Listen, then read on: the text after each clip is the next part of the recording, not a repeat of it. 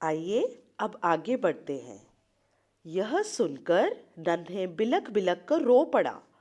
माँ ने फिर कहा, उसी दिन से उसने निश्चय कर लिया कि अब वह आजीवन ऐसा कोई काम नहीं करेगा जिससे किसी को नुकसान पहुंचे। माँ, क्या नन्हे ही शास्त्री जी थे? हाँ बेटी, इनका पूरा नाम था लाल बहादुर शास्त्री। एक बात और, 2 अक्टूबर का दिन पूरे देश में बापू के जन्म दिवस के रूप में धूमधाम से मनाया जाता है। लाल बहादुर शास्त्री जी का जन्म भी सन 1904 को इसी दिन उत्तर प्रदेश के एक छोटे से कस्बे मुगल सराय में हुआ था, माँ ने बताया। अब छोटी प्राची की समझ में आ गया कि लाल बहादुर बचपन से ही अपनी जिम्मेदारी समझते थे। जो भी काम उन्हें सौंपा जाता था वे उसे सच्चाई, ईमानदारी और लगन के साथ पूरा करते थे। अपनी विशेषताओं के कारण ही वे स्वतंत्र भारत के दूसरे प्रधानमंत्री बने। उन्होंने पूरे देश को जय जवान जय किसान का नारा दिया। जय जवान जय किसान की आवाज लगाती हुई प्राची फिर अपना काम करने में जुट गई। तो बच्चों, अब मैं आपको समझाती हूँ। जब नन्हे ने माली की ये बात सुनी तो वह बिलख बिलख कर यानी जोर जोर से रो पड़ा और उसने निश्चय यानी पक्का इरादा कर लिया कि वह आजीवन यानी सारा जीवन कोई भी ऐसा काम नहीं करेगा जिससे किसी को नुकसान पहुंचे। तो प्राची ने अपनी माँ से ये सब सुनकर कहा, माँ, क्या नन्हे ही शास्त्री जी थे?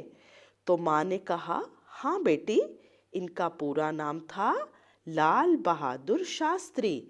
और फिर माँ ने बताया, 2 अक्टूबर का दिन सारे देश में बापू के जन्म दिवस के रूप में मनाया जाता है।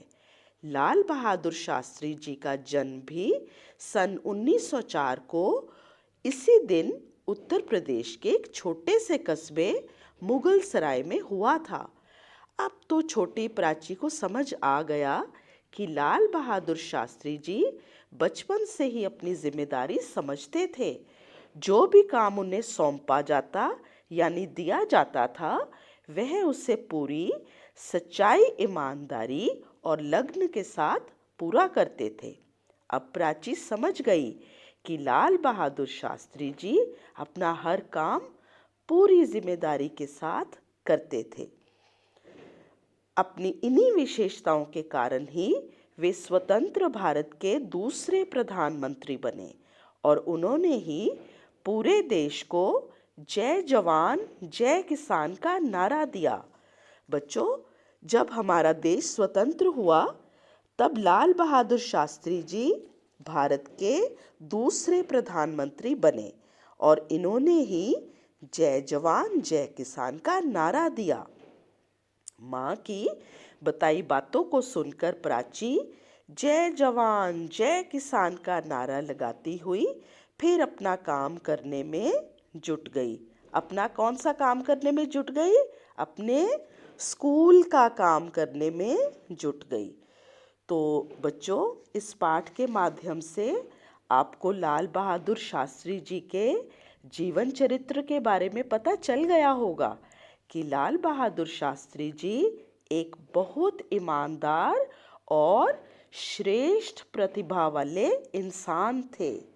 उनके जीवन से हमें यह सीख लेनी चाहिए कि परिस्थितियाँ कैसी भी हों, हमें हमेशा हर काम को लगन और ईमानदारी के साथ पूरा करना चाहिए। तो ऐसे थे हमारे लाल बहादुर शास्त्री, जो आज भी हमारे दिलों में अपनी जगह बनाए हुए हैं। हम उन्हें हमेशा याद रखेंगे। तो बच्चों, मैं आशा करती हूँ ये पाठ आपको अच्छी तरह से समझ आ गया होगा और आप ये पाठ अपने माता पिता को उच्च स्वर में पढ़कर सुनाएंगे और इसमें बताई गई शास्त्री जी की विशेषताओं को अपनाएंगे भी। धन्यवाद।